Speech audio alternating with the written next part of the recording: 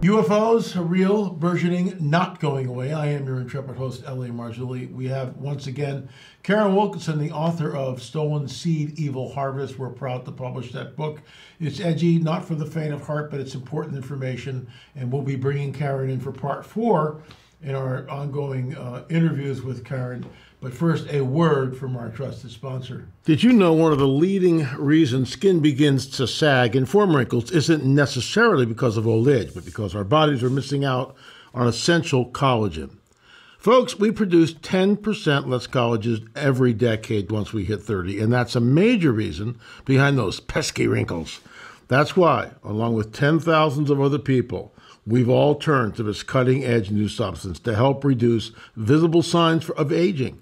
It uses the top 5 most researched types of collagen, which is essential for skin health, to support skin elasticity and skin hydration. The best part I love is you get 53% off for the rest of the month, or until they sell out, whichever comes first. Folks, get yours now by going to www.healthwithla. Once again, that's www.healthwithla.com, healthwithla.com. I promise you, you won't regret it. I take it every day. So, Karen, once again, you are joining us, and I thank you for that. Really appreciate your courage, your boldness, your steadfastness, your ability to articulate what you went through, because it's very emotional and in some cases extremely difficult. And I just thank you for allowing us to publish your book, number one. And folks, you can get that by going to lamarzulli.net.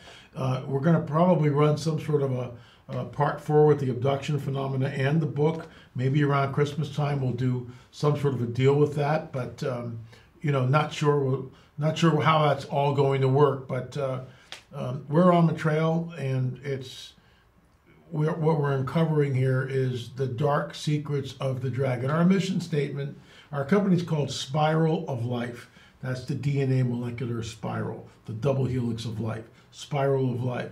Our mission statement is to expose the deception of the prince of the power of the air, that would be the dragon, and to herald the return of the king, Jesus, because he's coming back soon, in our opinion.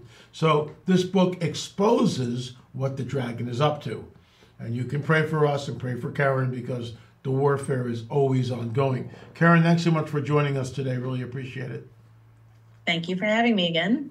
So, you talk about a near-life experience. Tell us what that means. So it's what some people call a near-death experience, but for me, I called it a near-life experience. It just means that I died on an operating table.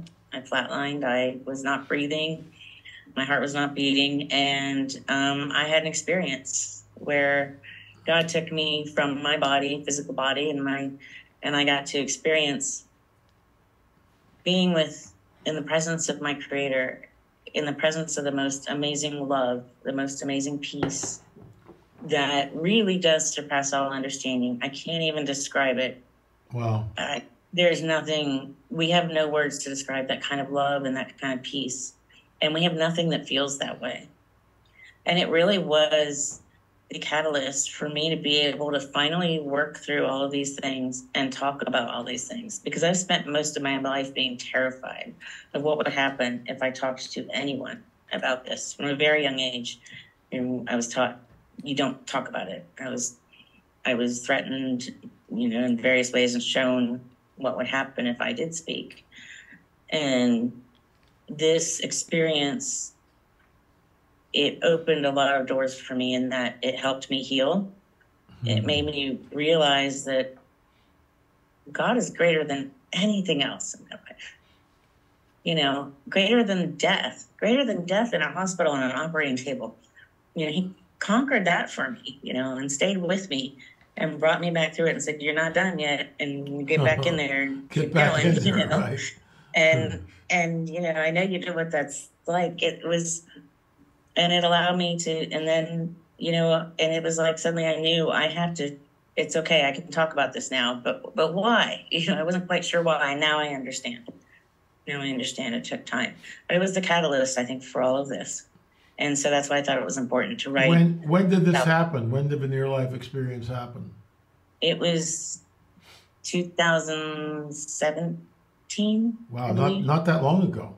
15 or 17, yeah, right in there. Sorry, I have to because you came to us 19 or 20? Yeah, it was 2020 or 21. Yeah, okay. Well, not 21. That was COVID. It was So right after COVID, or right before. was it I thought it was before, but I'd have to go back and look at the dates. Yeah, I thought it was right our before. dates. It was in Dallas, and I thought it was right before COVID. So I want to say 2020 It was about 7 years ago when that happened. 6 or 7 years ago. with the near life experience.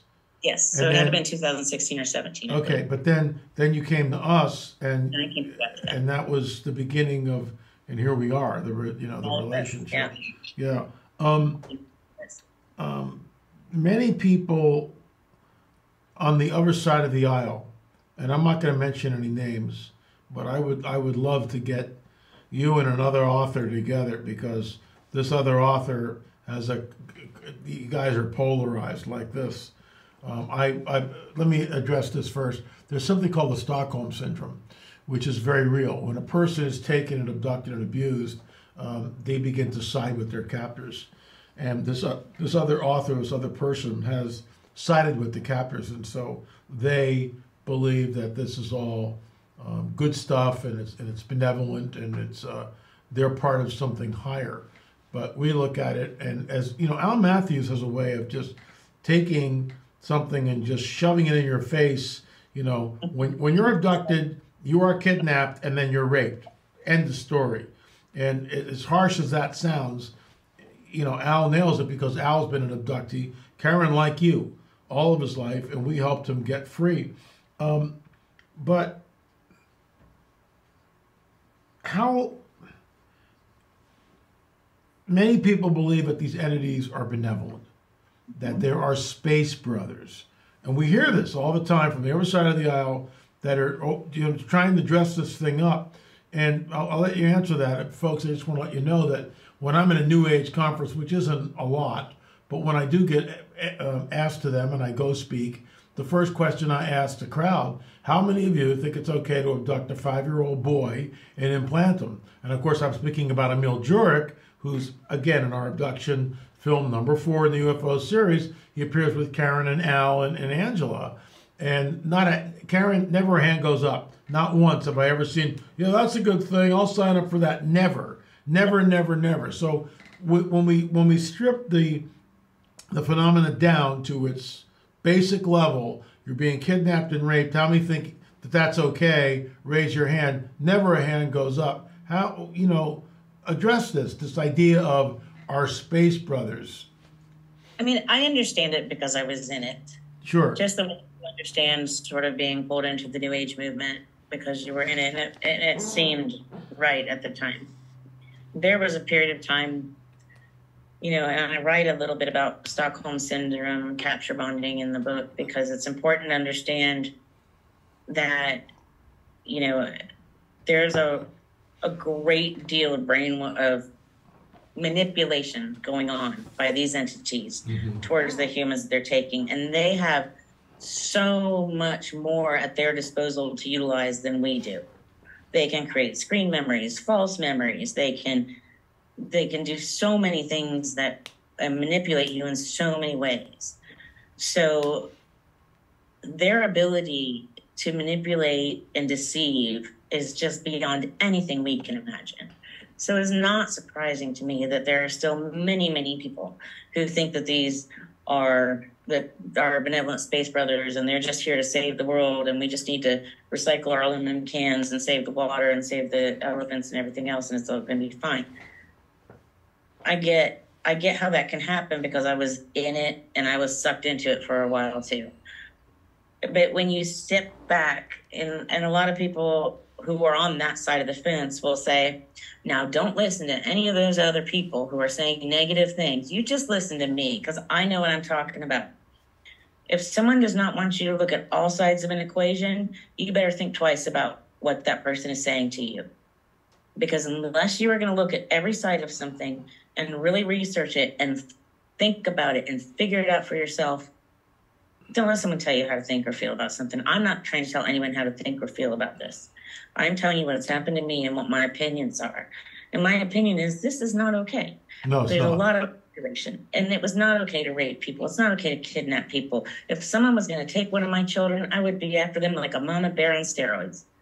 You know what I mean? And I would not stop until I got my child back, and then the rest of it, you don't want to hear. So that it's not okay. Right. And and when I read what some of the other people who do feel that these are benevolent space brothers have written, it confuses me because they talk about these really negative things that have happened to them, but they make excuses for it, right, just like someone would do in an abusive relationship. Right. And people, and I've been there too, and they'll say, well, why didn't you get out? Well, you feel like, A, you're not good enough to get out, or you feel like maybe you're not understanding it properly, or there's so many psychological reasons why.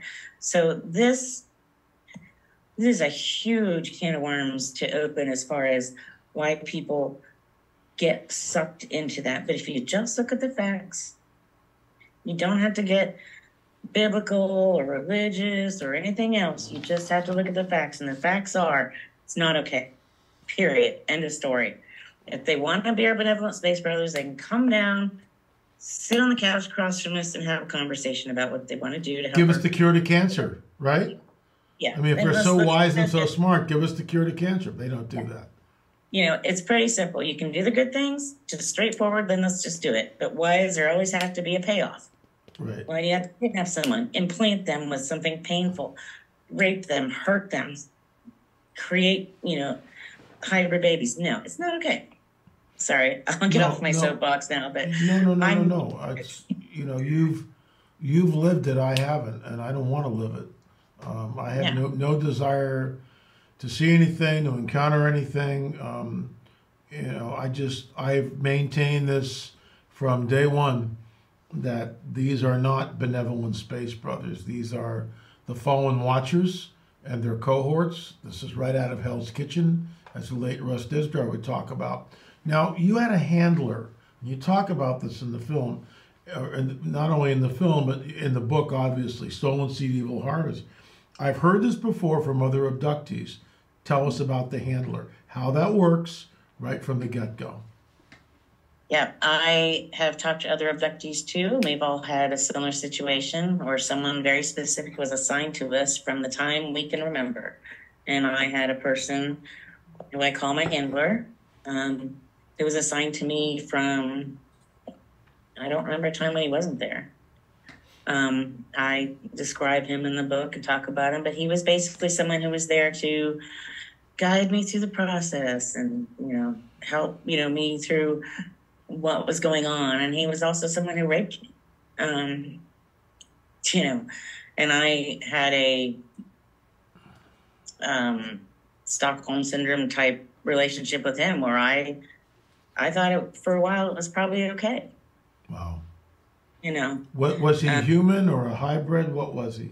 Well, he appeared as a human most of the time. When we were more acquainted, he started to show me his natural self. So the way he looked changed and before my eyes, and he had what I haven't seen anything that looks like it, but the closest thing I can do is if you look up like what people call a lizard type, a reptilian. A reptilian, right? Reptilian. But I haven't seen a picture that's accurate in the least. I wish I was an artist because I would draw him. I can see his face just clear as day in front of mine. So he has the ability to shapeshift.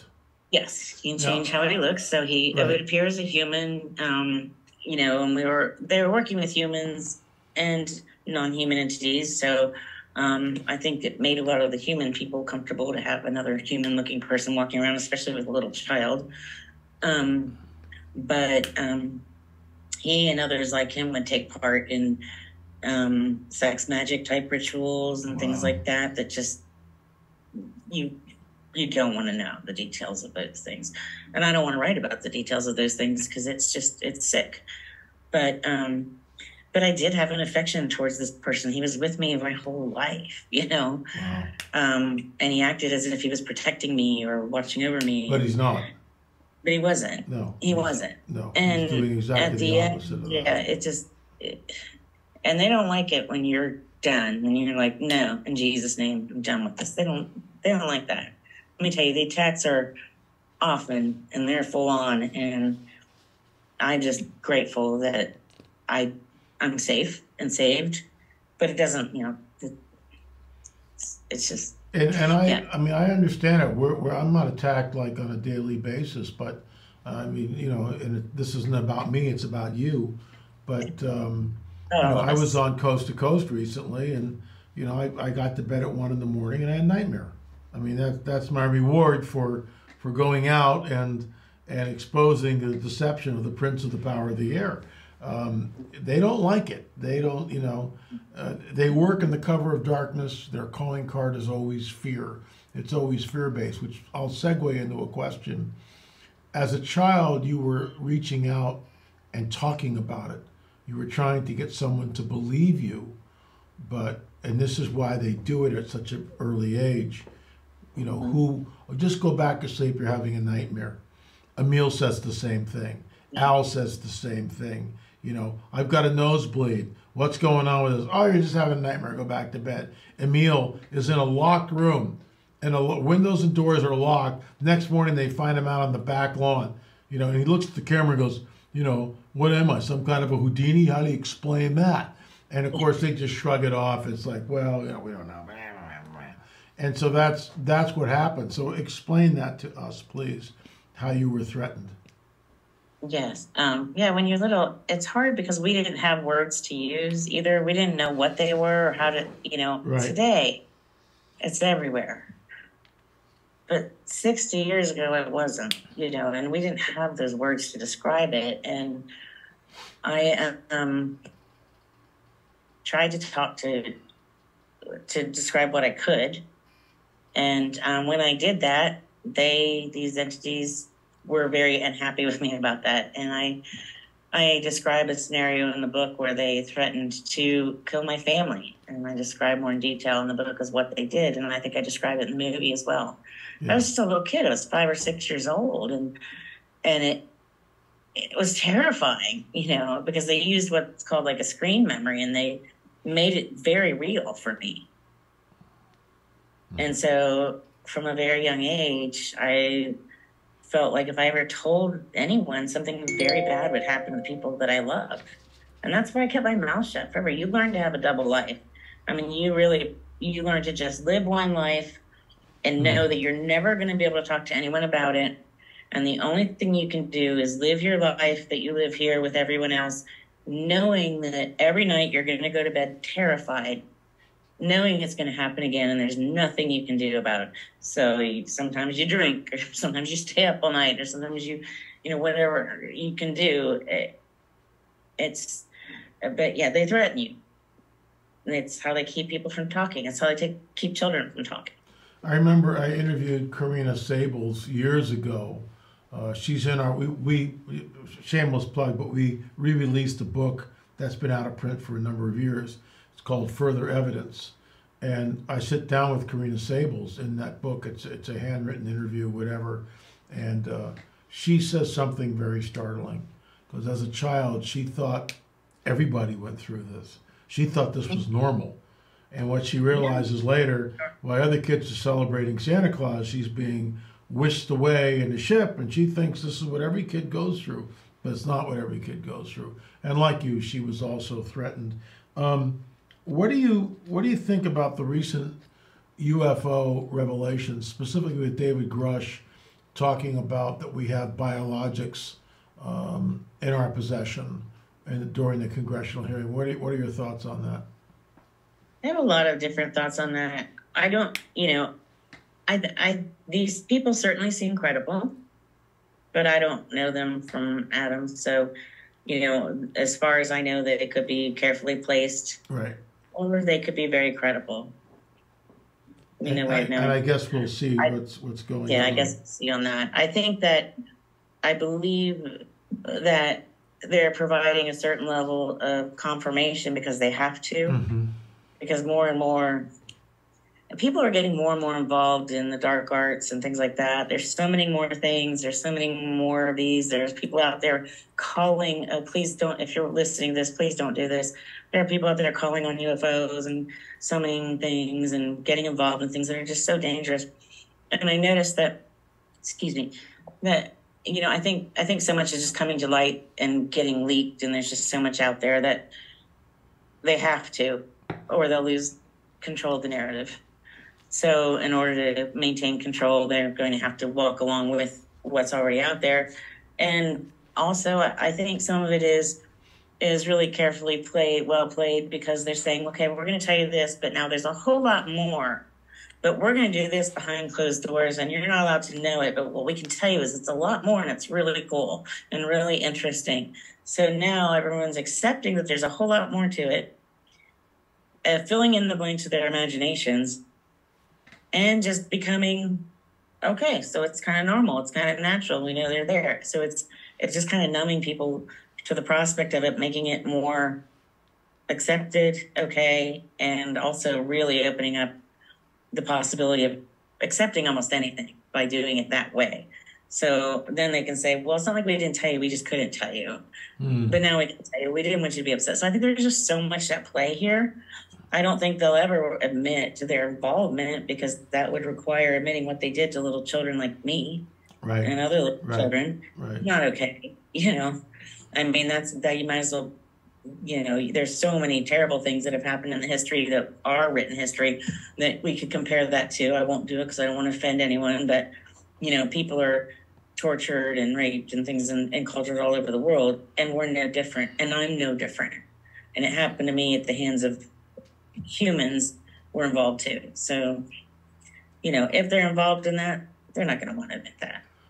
Chuck Missler, this goes way back to the Watchers series, so this is, you know, decades, almost, not 20 years, but anyway, 15 years. And I asked Chuck Missler on film, it's in our Watchers series, you know, what do you think about the hybrids? And, you know, this is, people knew about it from Whitley Strieber's book and others, but it was still, you just didn't talk about this stuff, you know, in polite circles. But I asked Chuck, I said, what do you think about the hybrids? And without skipping a beat, he goes, Satan is outnumbered 2-1, he's breeding an army. Satan's outnumbered 2-1, he's breeding an army. Your thoughts on that statement? 100% agree. 100% agree. You know, we are, the more people that find their faith, and not to get religious and woo on anyone, but, you know, the more people they can pull away from the truth about our Creator, the truth about our Bible, the truth. Look, I know this is true. I've had a near life experience. I have had to speak the name of Jesus to make these evil creatures leave me, and I have watched it in my sight, watch them cower back at the name of the Lord. Wow. It's not woo, it's real. But, you know, the more of, if they have an army of beings that look just like us, but aren't, out there helping just pull people away, just, you know, find fun stuff for people to do that doesn't include having any sort of belief system and being able to be saved, then that's more, you know, more people to get out of God's kingdom. And then that's the ultimate goal, because they couldn't stop Christ from being born. You know, they couldn't stop Jesus. So now the next step, well, let's keep as many people out of his kingdom as we can, you know, bring as many over to our side as we can. Wow. You know, everyone is redeemable up to the end, right? So they don't know that they'll be able to keep them, but at least they can try. That's how I feel about it, because that's what I feel like they were trying to do to us. You know, folks, I'm not going to give away the farm here. You need to get the book. It's not for the faint of heart, but what it does do is it exposes the deception of the prince of the power of the air. It hails back to Genesis 3:15, Daniel chapter 2, verse 43. Their seed will mingle with the seed of men, but they will not cleave to them. The book is called Stolen Seed, Evil Harvest. My last question to you is, how did you get free? Tell us how you got free, because that's you know, that's what the book is, in some ways, is really all about. makes me smile. You know, I was about 18 when my roommates and I were born again first, and that's when I first knew that freedom and that love. You know, I always knew God. We went to church growing up, and God just, I read a little bit about this in the book. It just was always there with me, and I always knew He was, but I never made a commitment to God and to Jesus in my life. But when I was 18, I did, and I gave my life to the Lord. And I fell away, and these things started happening again. But when I was 18, I was born again, and all of this stopped. All the scariness, all the sleepless nights, you know, stopped. And when I fell away, it all came back. And I found my way. God brought me back and reminded me that He was there, and the things that I knew, and never stopped calling for me. And I was able to stop it by finding my way finding my way back, calling on the name of the Lord, and just telling them, no, I belong to the Lord.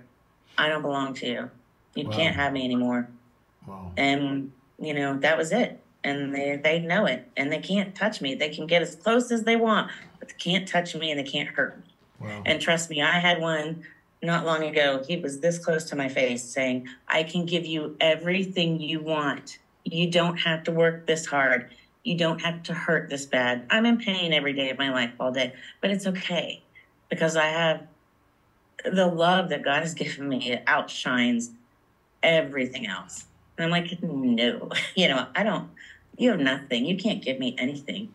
Jesus gives me life, eternal life. So that's how I got out. Wow. Sorry, that was a long answer. No, that was great. Folks, once again, it's lamarzulli.net. You can procure the book. I highly recommend it. We're pleased and honored to be publishing the book, Stolen Seed, Evil Harvest. It's up on the screen now. Karen, thank you so much for coming on the record. Thank you for your boldness, and you're quite a woman. Thank you. It's an honor to know you. Thank you. It's an honor to know you. I you know, if you hadn't been willing to listen, I wouldn't be here with this. So thank you. There you have it, folks. UFOs are real, burgeoning, not going away. There is a breeding program that's going on. It hails back to Genesis 3:15. We're not making this stuff up. It might sound like it's beyond science fiction, but it's not. It's in the pages of our Bible. We are warned it'll be like the days of Noah when he comes back. We are in those days. Karen's book pulls the covers back on the so-called alien agenda, but it's not aliens. These are the watchers. These are the fallen watcher angels. This is the spawn of the dragon. And he's building an army, as you heard Karen say, and I also quoted the late Chuck Missler. Karen, thanks so much for coming on the record. Appreciate it. lamarzulli.net, lamarzulli.net, Stolen Seed, Evil Harvest. Remember, UFOs are real, burgeoning, not going away.